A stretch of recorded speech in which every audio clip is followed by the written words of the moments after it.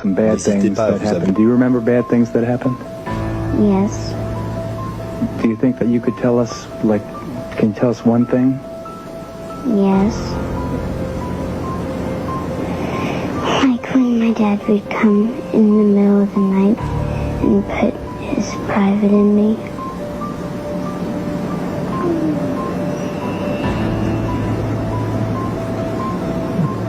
Does Amber know anything about the ritual stuff? And did they ever dress up in a costume, or did they? Tell me. Sometimes they dress up in, like, capes, like things. And they'd pray to the devil. And they'd kill children. Now, did you ever see anything bad like that? Yes. Well, they'd hurt the children, and then they'd hurt them, and then they'd children. Now, what often happens is the kids in therapy or when being questioned later by doctors draw their own pictures, their versions of what they saw. Amber, do you want to tell me what this is? Well, that's my dad. Your dad on the right. And then, that's Dean Wright, Ruth, my foster mom. Now, all these names, we don't know if these people are actually involved. This is Amber telling us her version of the story. Go ahead, honey. What's this little blonde girl with that thing around her? What is that? That's a whole bunch of candles. Who is that person? That's, Tony. Who is Tony? Tony's one of the children that got killed. And this is like a ceremony when they killed this baby? Yes.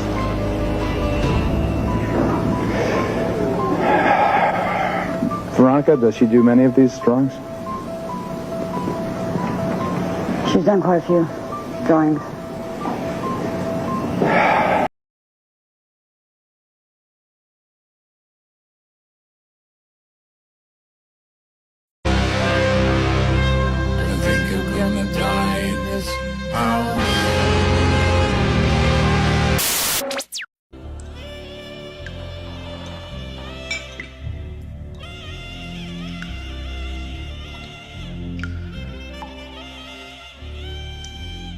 Pray and spray.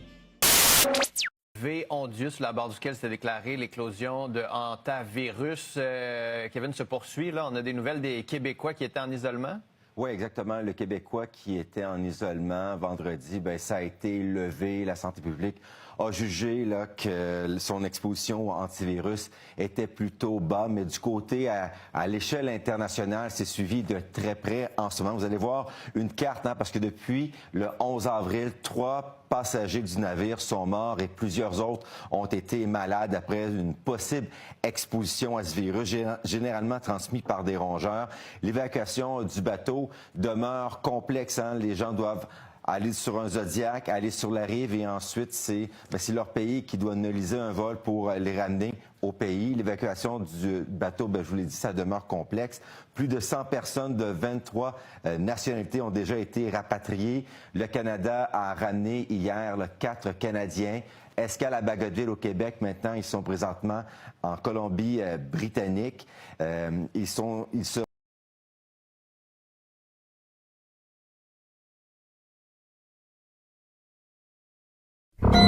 Il a des antécédents, docteur. Violence, insolence, rébellion. Mais asseyez-vous donc, monsieur Cole. Nous avons un nouveau programme extrêmement avancé, quelque chose de très différent. Une chance pour vous de voir votre peine réduite. Et probablement de contribuer au retour de l'espèce humaine sur la surface de la Terre. Pas de casier, pas de permis, aucun avis de recherche. Vous croyez qu'on est en quelle année? 1996. Ça, c'est le futur, James. L'armée des 12 sages, c'est eux qui ont répandu le virus, c'est pour ça que je suis là. Et vous allez nous sauver, monsieur Cole? Démence et visions d'apocalypse.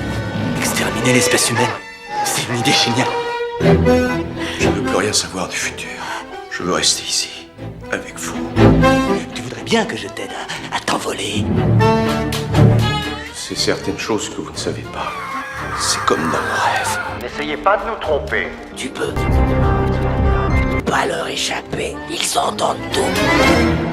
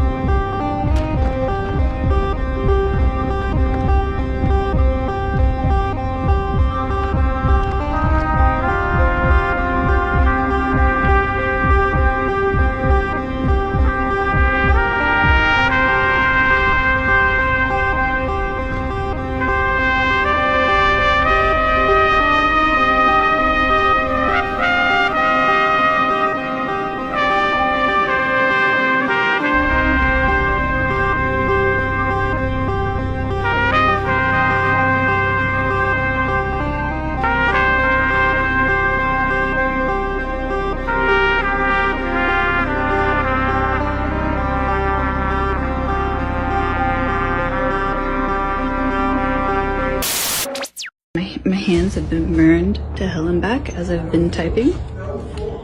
Because you can beam me through there and through there, and you can get a 3D image of what I'm typing. Because this computer doesn't have a Wi-Fi card, you can't hack it, but you can maybe get a 3D image of me typing. So like we just did that, and did that as an act of. Elle n'est pas entre les mains de Dieu, la terre est entre les mains de démons.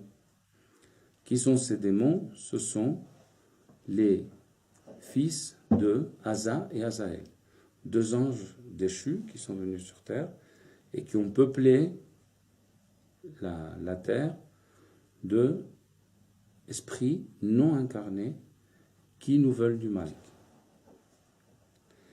Et donc le Mashiach, ce qu'il va construire en détruisant ces paradigmes, il va en construire d'autres, des paradigmes qui sont beaucoup plus sains et beaucoup plus purs. Et donc...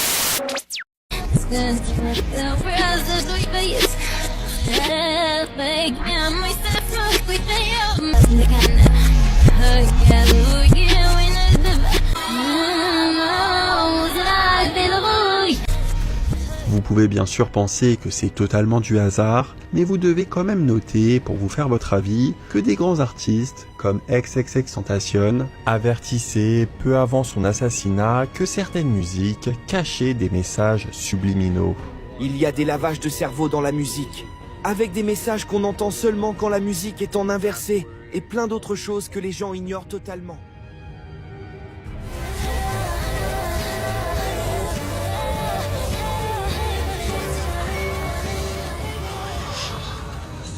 Ces techniques de messages subliminaux étaient reconnues et prises au sérieux par des sénateurs américains dans les années 80.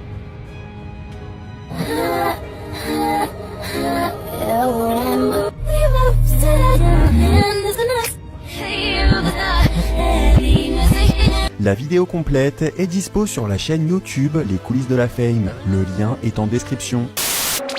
Partie 2 de la chronologie du Reset. Le protocole d'extraction.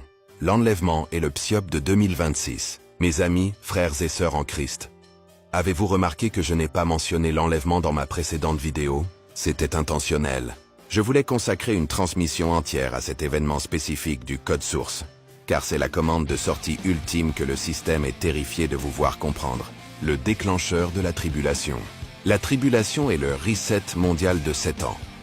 Mais je crois que l'enlèvement en est le véritable déclencheur.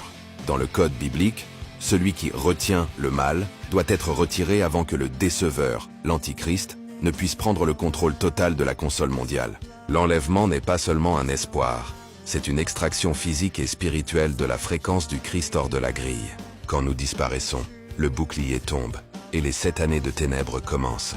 Le psiop de la perte de gravité de 2026. Ne trouvez-vous pas étrange que le Consensus Layer laisse fuiter des rapports sur un événement de perte de gravité prévu pour août 2026? Dans notre compréhension du firmament, la gravité n'est qu'une étiquette pour la densité et l'électromagnétisme. Si des millions de personnes disparaissent soudainement, l'enlèvement, comment l'élite expliquera-t-elle cela à ceux qui restent? Ils ne diront pas la vérité. Ils préprogramment un psiop. En invoquant un basculement magnétique ou un bug de gravité, ils fournissent une excuse pseudo-scientifique pour expliquer pourquoi des gens se sont envolés ou ont disparu. Project Bluebeam et la divulgation OVNI. Cela s'aligne parfaitement avec la soudaine vague de divulgation d'OVNI et le narratif extraterrestre. C'est le projet Bluebeam en pleine exécution. Les technocrates, Musk, Gates, Trump, ont besoin d'un mensonge pour couvrir la vérité. Le narratif? Des extraterrestres ont kidnappé des humains à basse fréquence pour sauver la planète? La réalité. Le roi des rois a extrait les siens avant que la cage numérique, la marque, ne devienne obligatoire. La timeline de 2026.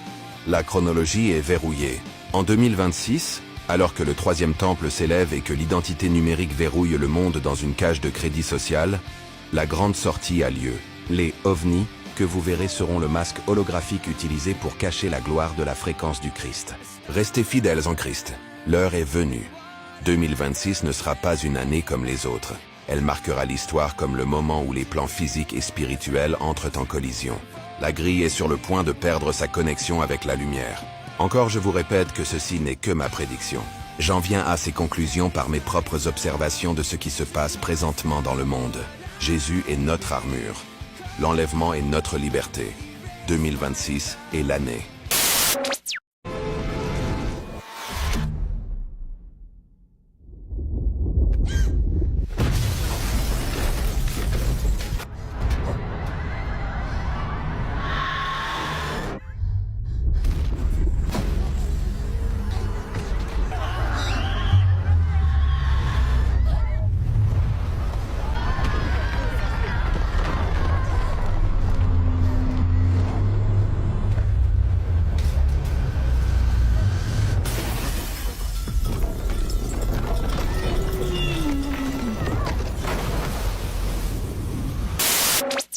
Réfléchis au fait que nous vivons la période la plus prophétique de toute l'histoire depuis que Jésus a marché ici sur terre.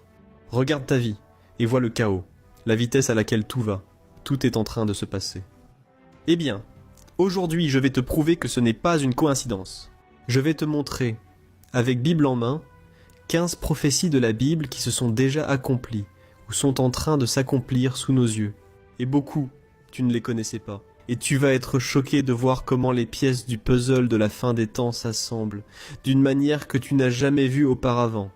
Mais avant de commencer, je veux juste te demander de t'abonner à ma chaîne et d'activer la cloche de notification, parce que je veux t'aider dans ta marche avec Dieu chaque jour, en enseignant la Bible d'une manière simple et facile. Maintenant, c'est parti. La prophétie numéro 1, l'humiliation permanente de l'Égypte. Commençons par une prophétie de l'Ancien Testament.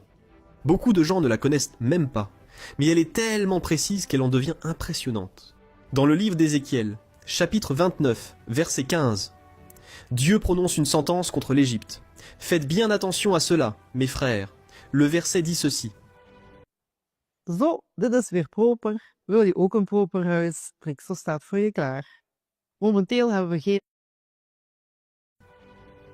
Ce sera le plus humble des royaumes, et il ne dominera plus jamais sur les nations, car je le diminuerai afin qu'il ne domine pas sur les nations.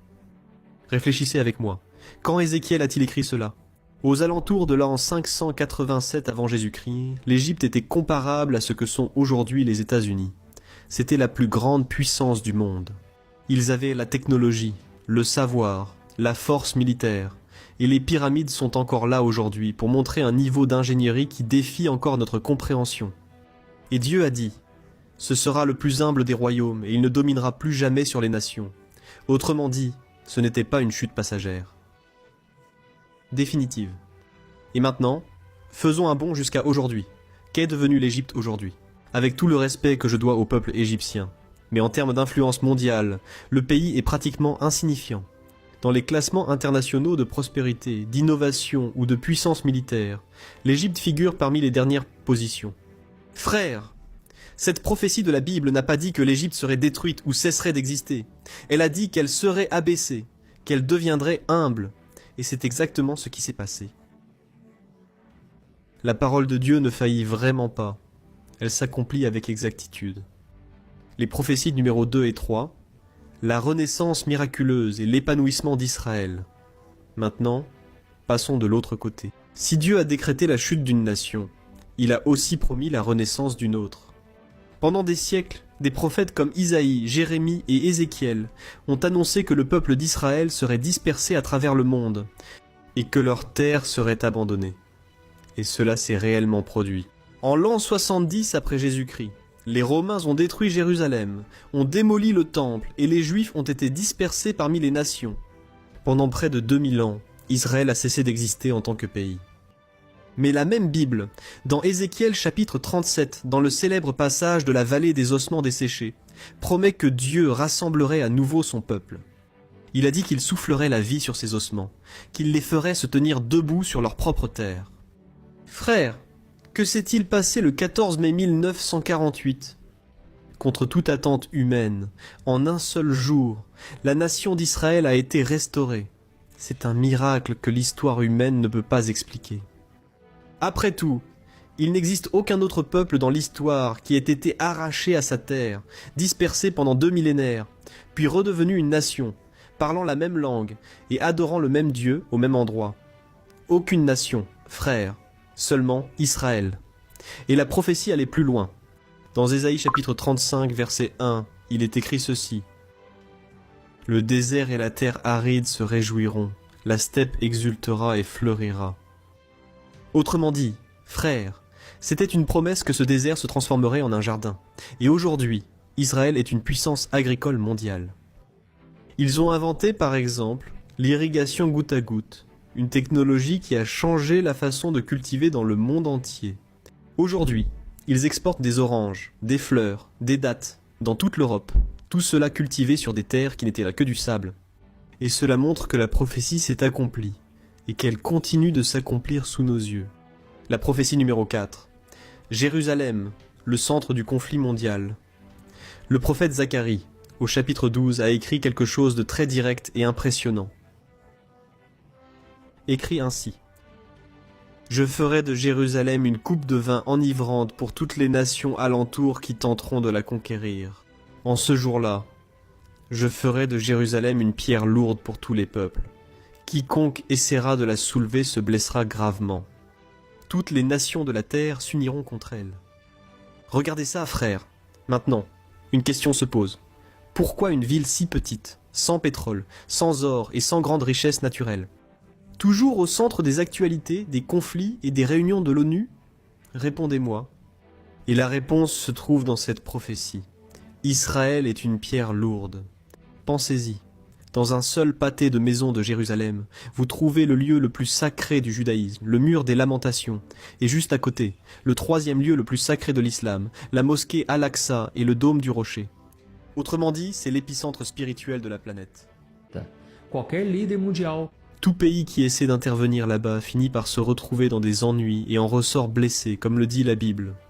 La tension qui existe dans cette région n'est pas seulement politique, c'est l'accomplissement exact d'une prophétie spirituelle qui disait qu'à la fin des temps, le monde entier serait tourné vers cette ville. Et continuons. Prophéties 5 et 6. L'explosion du savoir et des voyages. Maintenant, parlons de technologie. Et ici, les prophéties deviennent encore plus impressionnantes. Dans Daniel chapitre 12, le verset 4 dit ceci. « Toi cependant, Daniel, garde ces paroles secrètes et scelle ce livre jusqu'au temps de la fin. Beaucoup voyageront partout et la connaissance augmentera. » Maintenant, frères, analysons cela ensemble. La prophétie commence par « jusqu'au temps de la fin », c'est-à-dire qu'elle concerne la génération des derniers jours. Et que dit la prophétie ? Premièrement, la connaissance augmentera. Frères, y a-t-il une meilleure description de notre époque ? Autrefois, la connaissance humaine mettait des siècles à doubler. Aujourd'hui, avec Internet, on dit qu'elle double toutes les 12 heures. Et maintenant, nous assistons à l'énorme avancée de l'intelligence artificielle. Des outils comme ChatGPT, capables d'écrire des textes, de programmer, de traduire, de créer des images et de répondre comme s'ils étaient des personnes. Des spécialistes parlent déjà de l'IAG, qui est l'intelligence artificielle générale, c'est-à-dire une machine capable de penser comme un être humain, et même beaucoup plus rapidement et mieux. Et des milliardaires comme Elon Musk ont déjà lancé plusieurs alertes sur les dangers de tout cela. C'est une explosion de connaissances, si rapide que la plupart des gens n'arrivent même pas à suivre. Et la deuxième partie de Et là, il dit une chose intéressante. Tu es appelé Pierre, Céphas ou Képha. Tu seras appelé Even, Pierre en hébreu. Et Even, c'est la contraction de deux mots. Av, qui est père, et Ben, qui est fils. Et donc, vous avez un Aleph, un Beit et un Nun. Ça fait Even. Et quand Jésus dit, c'est sur cette pierre que je bâtirai mon église, et là, le pape, il s'est planté. Parce que c'est pas sur Pierre, la personne, qu'il bâtit l'église. C'est sur la révélation. C'est la révélation de Av par Ben, qui forme Even. Amen. Donc c'est la révélation du Père par le Fils. Amen. Mais au milieu, il y a le Beit. Et je vous ai dit hier que le Beit, c'était une maison.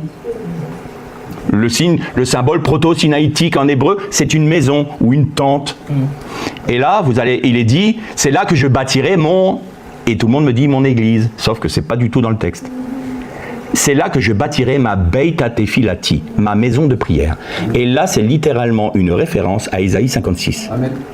Je bâtirai une maison de prière pour toutes les nations. Amen. Et donc, c'est sur cette révélation.